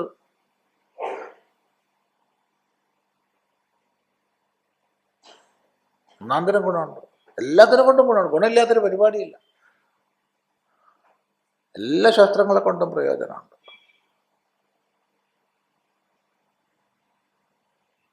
ഒരു ശാസ്ത്രവും നിഷ്പ്രയോജനമല്ല. പക്ഷേ അത് തൻ്റെ പുരുഷാർത്ഥ സാധനമാണെന്ന് മനസ്സിലാക്കിയിട്ട് പഠിച്ചോളണം. തനിക്കത് പുരുഷാർത്ഥ സാധനമാണെന്ന് ബോധമുള്ളതാണ് നമ്മൾ പഠിക്കേണ്ടത്. ഞാൻ മോഷണം പഠിക്കാൻ പോവാണ്, ശൗരവിദ്യ, ശൗരശാസ്ത്രം. എന്താ കാരണം? എനിക്ക് സുഖമായി നല്ല രീതിയിൽ മോഷണം ചെയ്താൽ സുഖമായിട്ടൊരു 10 കൊല്ലം കൊണ്ട് ഭാവി ജീവിതം സുരക്ഷിതാക്കി വെക്കാൻ പറ്റും. അധികാരികളുടെ പിടിപ്പെടാതെ എങ്ങനെയൊക്കെ മോഷണം ചെയ്യണമെന്ന് പഠിക്കാം. നല്ലതാണ്, തെറ്റല്ല.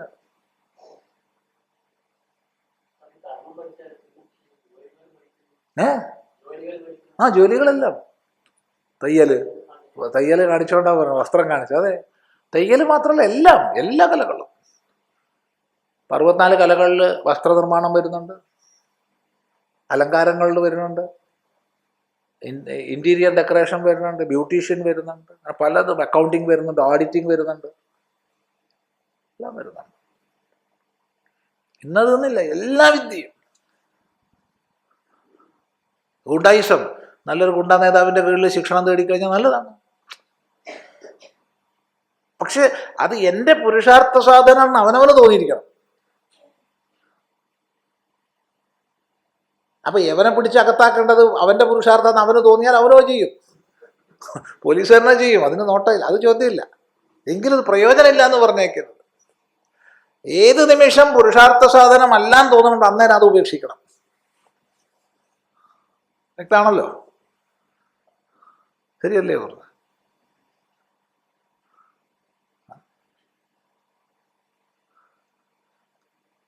അപ്പൊ ഈ പുരുഷാർത്ഥം എന്നുള്ള കാഴ്ചപ്പാട് മാറി മാറി മാറി മാറി മാറി വരും.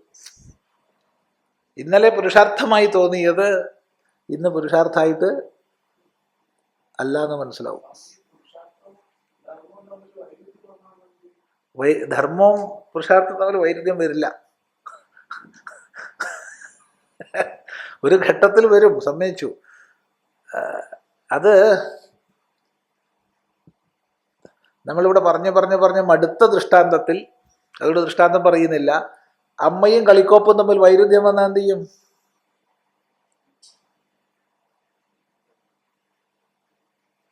അല്ലെങ്കിൽ ചുട്ടുപഴുത്ത ലോഹത്തെ സ്പർശിച്ചപ്പോൾ ആ അനുഭവവും ഗുരുപദേശവും തമ്മിൽ വൈരുദ്ധ്യം വന്നാൽ എന്ത് ചെയ്യും?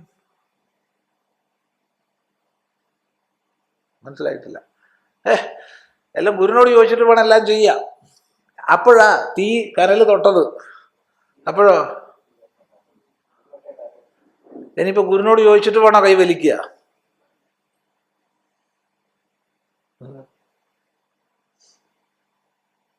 അപ്പൊ എവിടെയാ ധർമ്മം പുരുഷാർത്ഥവും വൈരുദ്ധ്യം വരിക?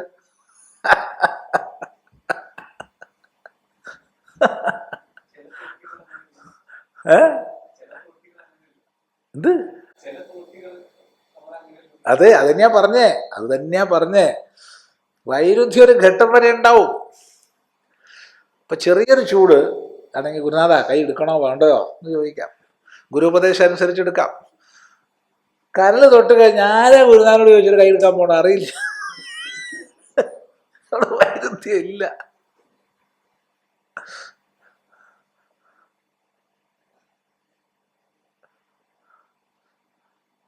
അനെ എല്ലാവരും പിടിച്ച് സന്യസിപ്പിക്കാൻ വേണ്ടിയിട്ടുള്ള പുറപ്പാടാണെന്ന് ആരും ആക്ഷേപിക്കരുതേ. ചോദ്യത്തിന് ഉത്തരം പറഞ്ഞതാ. ധാർമ്മിക തലത്തിൽ തീർച്ചയായിട്ടും പുരുഷാർത്ഥവും ധർമ്മമൊക്കെ തമ്മിൽ വൈരുദ്ധ്യമുണ്ട്, ഇല്ല എന്ന് പറയുന്നില്ല. എന്നാൽ എപ്പോഴാണോ അതിൻ്റെ പൂർണ്ണ പക്വതയാവുന്നത് അപ്പം അതിൽ വൈരുദ്ധ്യം ഇല്ല.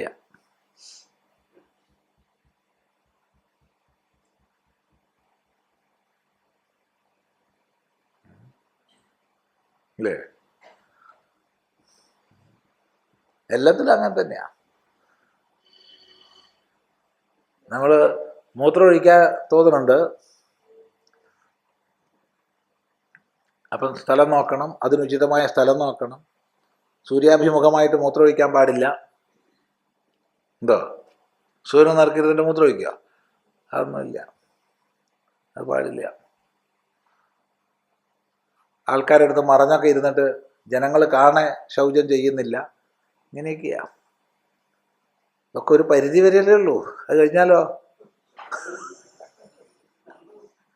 പിന്നെ സൂര്യനോ ചന്ദ്രനോ ആൾക്കൂട്ടത്തു നിന്നാണോ വല്ല നോട്ടം ഉണ്ടോ? ഷുവർ, അതേ എല്ലാം അത്രയേ ഉള്ളൂ. ഇപ്പോൾ വെള്ളം കുടിക്കണം, ശുദ്ധമായ വെള്ളം കുടിക്കണം, പാത്രം വൃത്തിയായിരിക്കണം, ഇരുന്ന് കുടിക്കണം, നിന്ന് കുടിക്കാൻ പാടില്ല. അതും അഹിതബുദ്ധിയുള്ളൊരു കാണ കുടിക്കരുത്. ഇതിനൊക്കെ പല നിയമങ്ങളും ഉണ്ട്. ശുദ്ധമായ പാത്രമായിരിക്കണം, വെള്ളം ശുദ്ധമാവണം, അത് കുടിക്കുന്ന രീതി ശരിയാവണം, അങ്ങനെയൊക്കെ ഉണ്ട്. ഏതുവരെ അത് കഴിഞ്ഞ് എന്താ കിട്ടിച്ചാൽ കുടിക്കില്ലേ? ഇല്ല. ചളിവെള്ളമാണോ നോക്കുക, മലവെള്ളമാണോ നോക്കുക? പിന്നല്ല. ഇതൊക്കെ അത്രയേ ഉള്ളൂ, എല്ലാം അത്രയേ ഉള്ളൂ.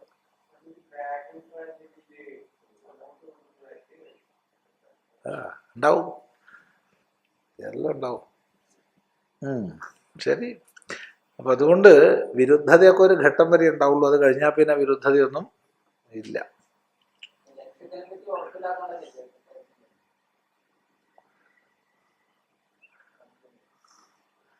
ലക്ഷ്യത്തിനെ പറ്റി ഉറപ്പ്, ശരി,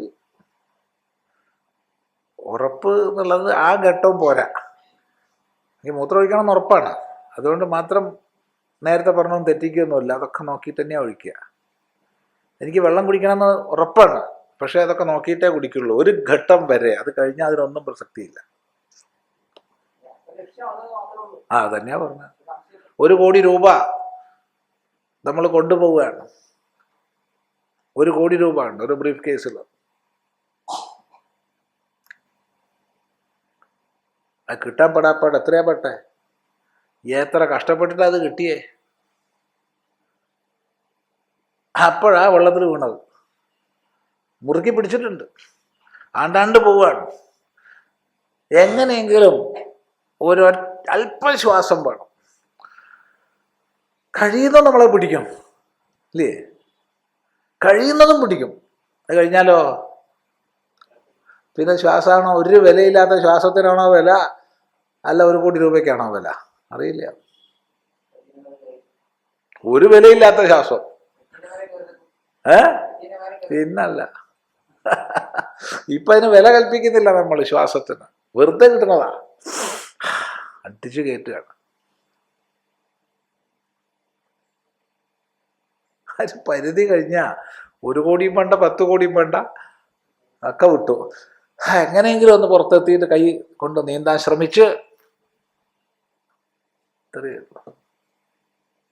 അവിടെ പത്നിയുണ്ടോ, പതിയുണ്ടോ, അച്ഛനുണ്ടോ, അമ്മയുണ്ടോ, കുട്ടിയുണ്ടോ, ആരെങ്കിലും ഉണ്ടോ?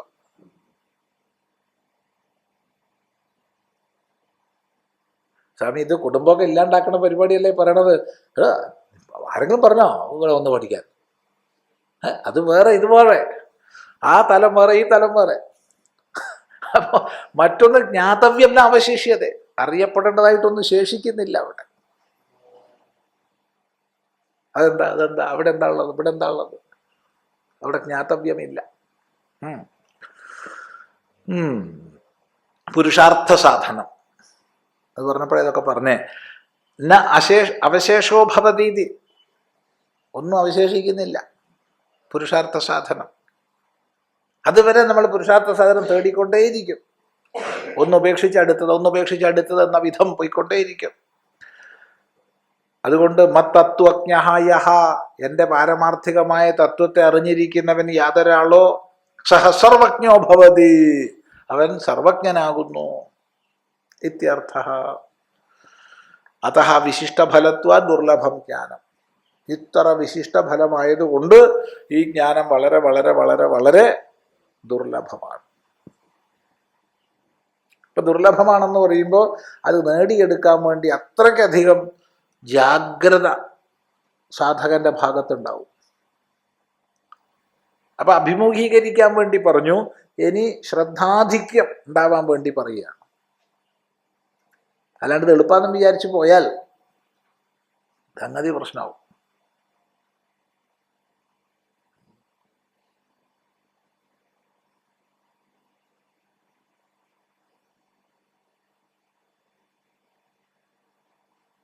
എങ്ങനെ ദുർലഭാണ് നോക്കൂ. കഥം ഇതി ഉച്യതേ, കഥം ഇതി ഉച്യതേ, എങ്ങനെ എന്ന് പറയുന്നു. എങ്ങനെ ദുർലഭമാണ്? വളരെ ദുർലഭം എന്ന് മനസ്സിലാക്കി അതിനനുസരിച്ച് പരിശ്രമിക്കാലോ.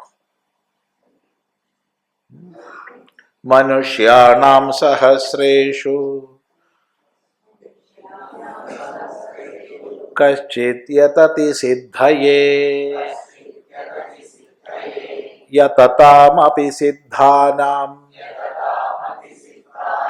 കശ്ചിൻ മാം വേത്തി തത്വതഃ.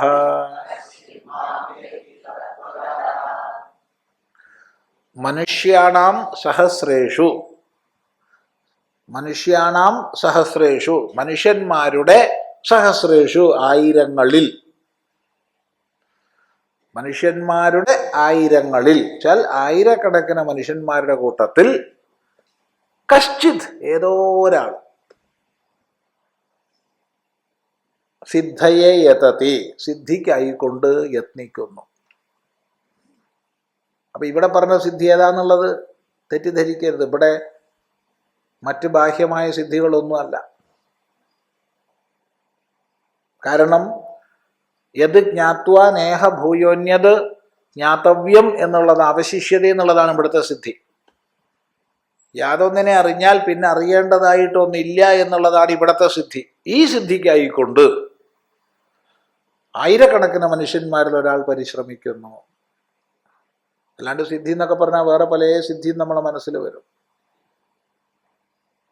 ഭസ്മം എടുക്കുക, ലഡു എടുക്കുക, ജിലേബി എടുക്കുക, അല്ലേ, ശിവലിംഗം എടുക്കുക, വായെന്ന്, അങ്ങനെയൊക്കെ തൊണ്ടയെന്ന്, അങ്ങനെ പലതും ഉണ്ട്. ഒക്കെ നല്ലത് തന്നെയാണ്, മോശമെന്നൊന്നും പറയുന്നില്ല. ഇങ്ങനെ പലതിൻ്റെ പിന്നാലെ പോകും.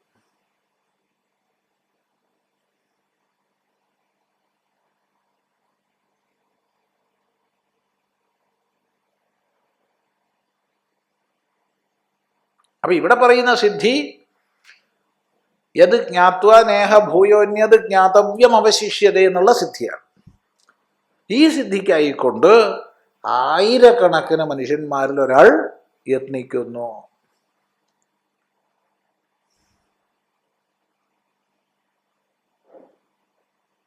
അനേകായിരത്തിലൊരാൾ.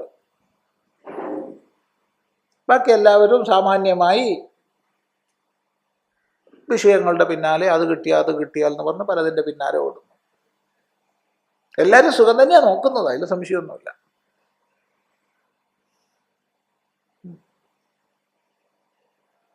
ഇങ്ങനെ യതതാം സിദ്ധാനാം, യത്നം ചെയ്യുന്ന സിദ്ധന്മാരിൽ സഹസ്രേഷു, ആയിരക്കണക്കിന് പേരിൽ കശ്ചിതേതോ ഒരാൾ. അപ്പൊ സഹസ്രേഷു എന്നുള്ളത് ഇങ്ങോട്ട് കൊടുക്കണം. അപ്പൊ അവിടെ ചോദ്യം വരും, പരിശ്രമിക്കുന്നവരുടെ, ജിജ്ഞാസുക്കളുടെ എന്ന് പറയുന്നത് സിദ്ധന്മാരെന്ന് പറഞ്ഞാൽ ശരിയാണോ?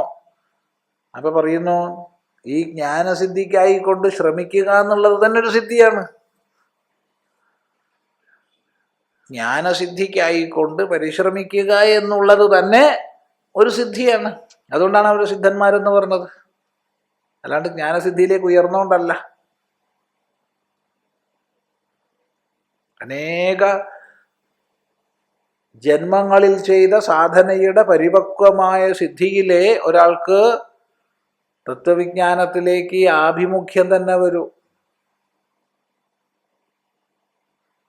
അനേക ജന്മ സംസിദ്ധ തതോ യാതി പരാം ഗതി എന്ന് ഭഗവാൻ തന്നെ പറഞ്ഞു. അനേക ജന്മങ്ങളിൽ സംസിദ്ധനായവൻ പരമമായ ഗതിയെ പ്രാപിക്കുന്നു.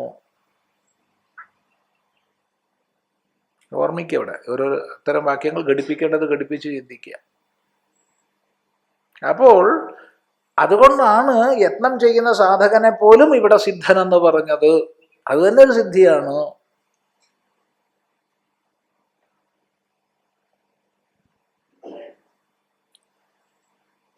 ജിജ്ഞാസുരപി യോഗസ്യ ശബ്ദബ്രഹ്മാതിവർത്തതേ, ഗീത തന്നെ പറയുന്നുണ്ട്. ഈ യോഗസാധനയുടെ ജിജ്ഞാസു പോലും വിധിനിഷേധാത്മകമായ സകലത്തിനും ഉപരിയെത്തുന്നു.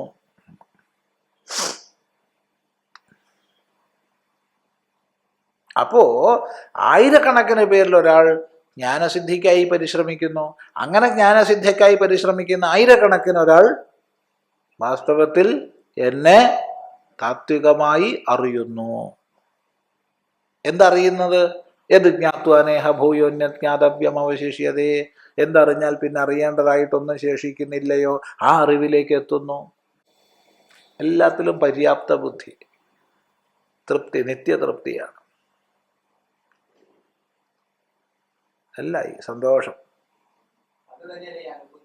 അതുതന്നെയാണ് പര്യാപ്ത ബുദ്ധിയാണ്. സന്തോഷം, സുഖം. വാഴണം നിത്യം, വാഴണം സുഖം.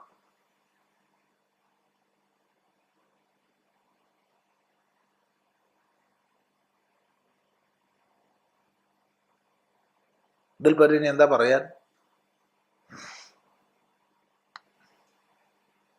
കശ്ചിൻ മാം വേത്തി തത്വതഃ. മാം വേത്തി എന്ന് പറഞ്ഞാൽ മുൻ ശ്ലോകത്തിൽ പറഞ്ഞ യത് ജ്ഞാത്വാ നേഹ ഭൂയോന്യജ്ഞാതവ്യം അവശിഷ്യതേ എന്നുള്ളതായിട്ട് ബന്ധിപ്പിച്ച് ചിന്തിക്കണം.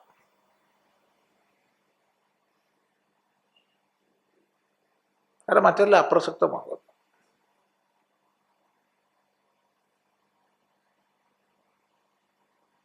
മറ്റെന്തെല്ലാം ചർച്ചകൾ വേദാന്ത ശാസ്ത്രത്തിലുണ്ട്. ശാസ്ത്രത്തിൽ ഇതിലൊന്നും ആഭിമുഖ്യമില്ല.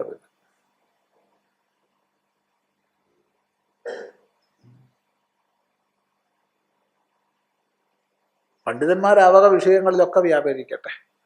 ജീവന്റെ ഗതി എന്താണ്, പുണ്യപാപാനുസാരമുള്ള ഗതി എന്തൊക്കെ,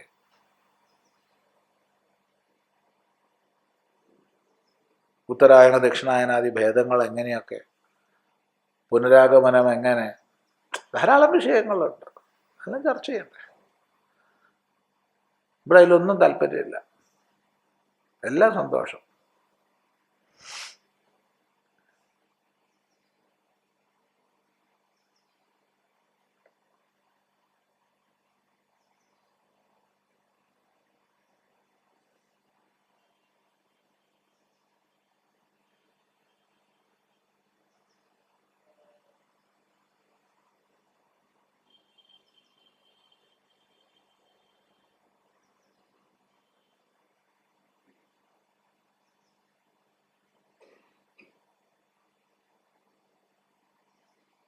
ചിന്തിക്കുക.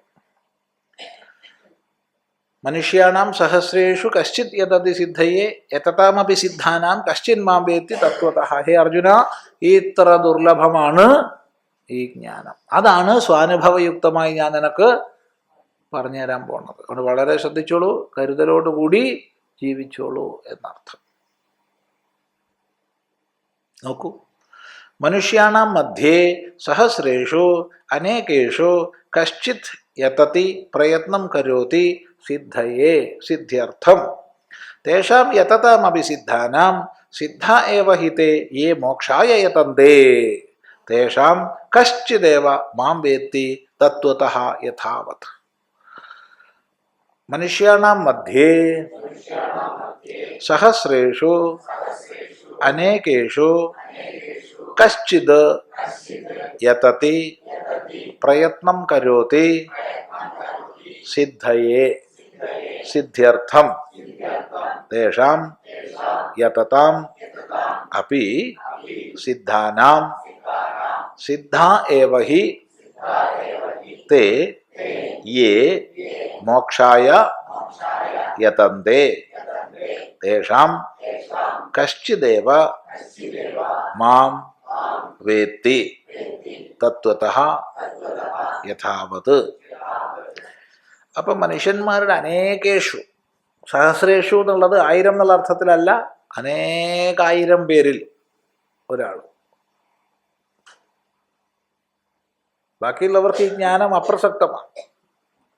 അത് ശരിയെന്നോ തെറ്റെന്നോ പറയരുത്. കാരണം അവരവരുടെ പുരുഷാർത്ഥ തലത്തിൽ അതത് ശരിയാണ്.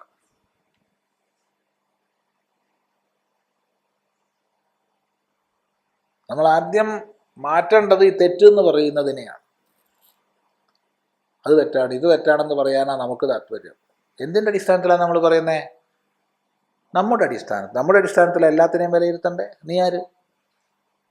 മറ്റൊരാളുടെ ജീവിതം നോക്കിയാൽ തെറ്റാണ്, അവൻ തെറ്റ്, അവൾ തെറ്റ്, അങ്ങനെ നീ പറയുക? ഈ തെറ്റെന്ന് പറയുന്ന ദൃഷ്ടി ആദ്യം മാറ്റുക. തെറ്റെന്ന് വിധിക്കാൻ നീ ആര്? ഇപ്പം ന്യായാധിപൻ തെറ്റെന്ന് വിധിക്കുന്നുണ്ട്. എന്തിൻ്റെ അടിസ്ഥാനത്തിൽ? അപ്പോൾ എഴുതപ്പെട്ട നിയമത്തിൻ്റെ അടിസ്ഥാനത്തിൽ. ഈ നിയമം പാർലമെന്റ് മാറ്റി, പിന്നെയോ പാവം ഇന്നലെ വിധിച്ച് മാറ്റി വിധിക്കണം.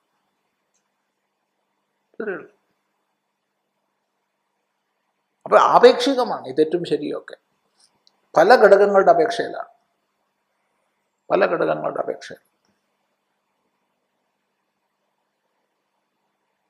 അതുകൊണ്ട് തെറ്റെന്ന് മുദ്ര കുത്തുന്ന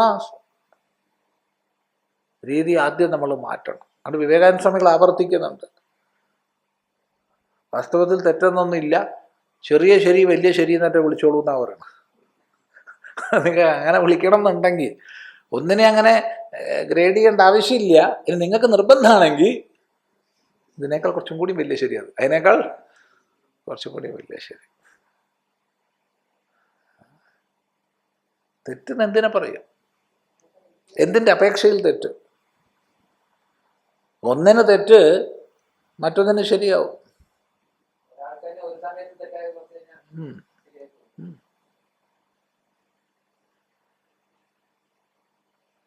ഇതാ സ്കൂളിലൊക്കെ അങ്ങനെയാണ്, വീട്ടിലും അങ്ങനെയാണ്, നാട്ടിലും അങ്ങനെയാണ്, കുടുംബത്തിലും അങ്ങനെയാണ്, ലോകത്തിലൊക്കെ അങ്ങനെ തന്നെയാണ്.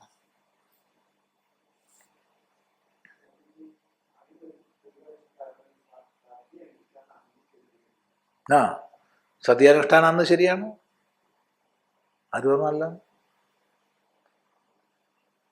സത്യാനുഷ്ഠാനം അന്ന് ശരിയായിരുന്നു ഇന്നും പറയുന്നു. കണ്ടവന്റെ കയ്യിൽ തൻ്റെ മാനം പിച്ചി ചീന്തപ്പെടുന്നതിനേക്കാൾ നല്ലത് തനിക്ക് സ്വയം തൻ്റെ പതിയുടെ ചിതയിൽ ചാടി മരിക്കുന്നതാണെന്നൊരാൾ സ്വയം തിരഞ്ഞെടുത്താൽ അക്രമകാരികളായ വൈദേശിക ഭരണാധികാരികളുടെ കയ്യിൽ തൻ്റെ ഭർത്താവ് മരിച്ചപ്പോൾ ഇനി അവൻ അടുത്തതായിട്ട് തന്നെ കൊല്ലൂല, അവന് വേണ്ട തൻ്റെ ശരീരമാണ്, തൻ്റെ സ്ത്രീ ശരീരമാണ്, അതിനെ ചെറുക്കാനുള്ള കഴിവ് തനിക്കില്ല എന്ന പൂർണ്ണ ബോധ്യത്തിൽ അവരന്ന് സതി അനുഷ്ഠിച്ചോ? അതന്ന് അവരുടെ ബുദ്ധിയിൽ ശരിയാണ്. അത് ഇന്നത്തെ ദൃഷ്ടി വെച്ച് നോക്കാൻ പറ്റില്ല. ഇന്നത്തെ ഒരു സാമൂഹിക തലത്തിലുള്ള ഒരു സ്ഥിതിയെ നാളത്തെ സാമൂഹിക സ്ഥിതി അനുസരിച്ച് നോക്കാൻ പറ്റില്ല.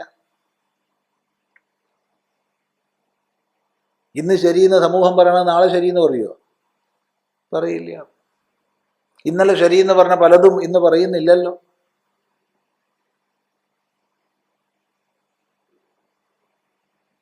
കഴിഞ്ഞ ദിവസം ഒരു സന്ദർഭത്തിൽ നമ്മൾ കോഴിക്കോട്, ഇവിടെ തന്നെയാണ്, കോഴിക്കോട് ജില്ലയിൽ തന്നെ, സ്ഥലം ഓർമ്മയില്ല, സാന്ദർഭികമായിട്ട് ഈ യൂത്തനേഷ്യയെക്കുറിച്ച് സംസാരിച്ചു. ഈ ദയാവധം നമ്മളെ നാട്ടിലും സ്വീകരിക്കേണ്ടി വരും എന്ന് തന്നെയാണ് എൻ്റെ അഭിപ്രായം എന്ന് പറഞ്ഞു. സദസ്സെന്ന് പ്രസംഗിച്ചപ്പോൾ സ്വാമീനോട് ഒന്നും പറഞ്ഞില്ല. പുറത്ത് വന്ന് സ്വാമി ഇതിനെപ്പോലത്തെ ആൾക്കാർ ഇങ്ങനെ പറയരുത്, സ്വാമീനെ പോലത്തെ ആൾക്കാർ എങ്ങനെ പറയണമെന്ന് താനാ തീരുമാനിക്കുക? എന്നാൽ സ്വാമീനെ പോലത്തെ ഉണ്ടോ? എന്നെ പോലെ ആരാളുള്ളത്? കാരണം സാമൂഹിക ഗതി മാറുന്നതിനനുസരിച്ച് മാറി ചിന്തിക്കേണ്ടുന്ന കാലം വരുന്നത് കൊണ്ടാണ് ഇന്നലെകളിൽ അംഗീകരിക്കാത്ത രാജ്യങ്ങൾ ഇന്ന് അംഗീകരിച്ചത്. അത് ഓസ്ട്രേലിയയിൽ അംഗീകരിച്ചു. എന്തുകൊണ്ട് അംഗീകരിച്ചേ? വെറുതെ ഒരു ദിവസം രാവിലെ അങ്ങ് ഒപ്പിട്ടതല്ല പ്രസിഡന്റ് അല്ലെങ്കിൽ പ്രൈം മിനിസ്റ്റർ, മറിച്ച് പ്രായോഗികമായി അനേക നിരീക്ഷണങ്ങൾ ചെയ്ത് അതിന് ശേഷമാണ്. ഒരു തരത്തിലും ചികിത്സ ചെയ്താൽ മാറാത്ത അവസ്ഥ,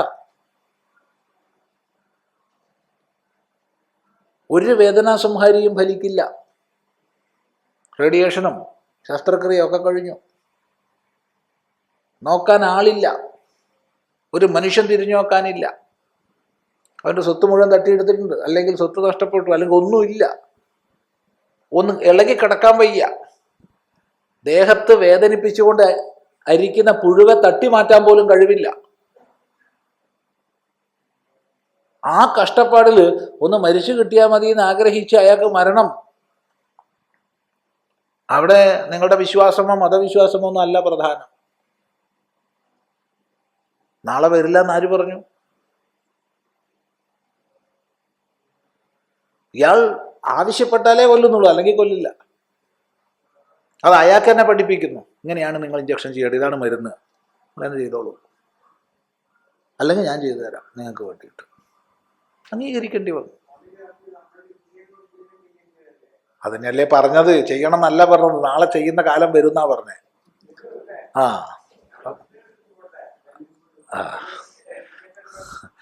അപ്പോ പറയുന്നത് ഇന്നിപ്പോ ചിദാനന്ദപുരി സ്വാമി അത് പറഞ്ഞ നിയമവിരുദ്ധമാണ്. ഇന്ന് പറഞ്ഞ നിയമവിരുദ്ധമാണ്. ഇന്നൊരാളെ കൊല്ലാൻ ആഹ്വാനം ചെയ്താൽ അത് കൊലപാതകത്തിന് പ്രേരണ ചെയ്ത് ജയിലിലടയ്ക്കാം. പക്ഷേ നാളെ ആ നിയമം ഇവിടെ വരും, ഉറപ്പ്.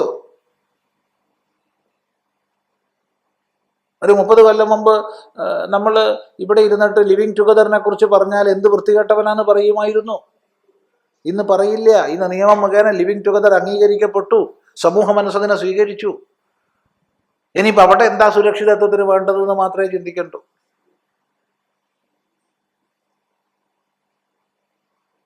കാരണം സാമൂഹിക ക്രമങ്ങൾ മാറിക്കൊണ്ടേയിരിക്കും. എല്ലാ കാലവും ഒരു സാമൂഹിക ക്രമം ഇല്ല.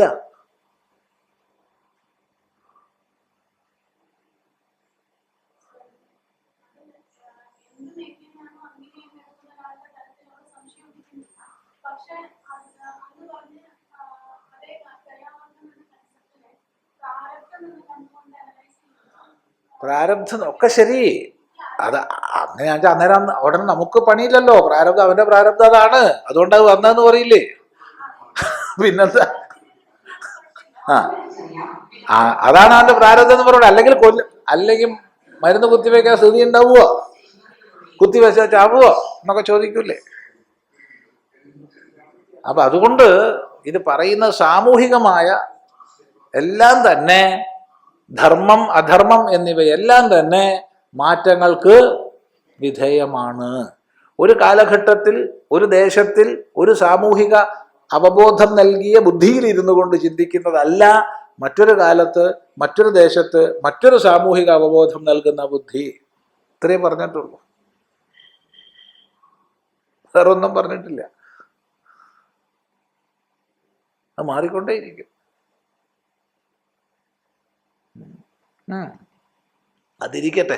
അപ്പൊ അതുകൊണ്ട് ഇങ്ങനെ പരിശ്രമിക്കുന്ന സിദ്ധന്മാരിൽ ഏതോ ഒരാള് എന്നെ പരമാർത്ഥത്തിൽ അറിയുന്നു. ഹേ അർജുന, ഇത്ര ദുർലഭമായ ജ്ഞാനമാണ് ഞാൻ നിനക്ക് പറഞ്ഞു തരാൻ പോണത്. അതെല്ലാ ഭേദത്തിനും അപ്പുറത്തുള്ളതാ, എല്ലാ ദ്വന്ദ്വത്തിനും അപ്പുറത്തുള്ള, തന്നെ കൃതാർത്ഥതയിലേക്ക് നയിക്കുന്ന, അവിടെ മറ്റെല്ലാം അപ്രസക്തമായി തീർന്നിരിക്കുന്ന നിത്യതൃപ്തി. അതാണ് ഞാൻ പറഞ്ഞു തരാൻ പോണത്. അതെന്താ പറയണത് നമുക്ക് അടുത്ത പ്രാവശ്യം പഠിക്കാം. ഭാഷ്യം.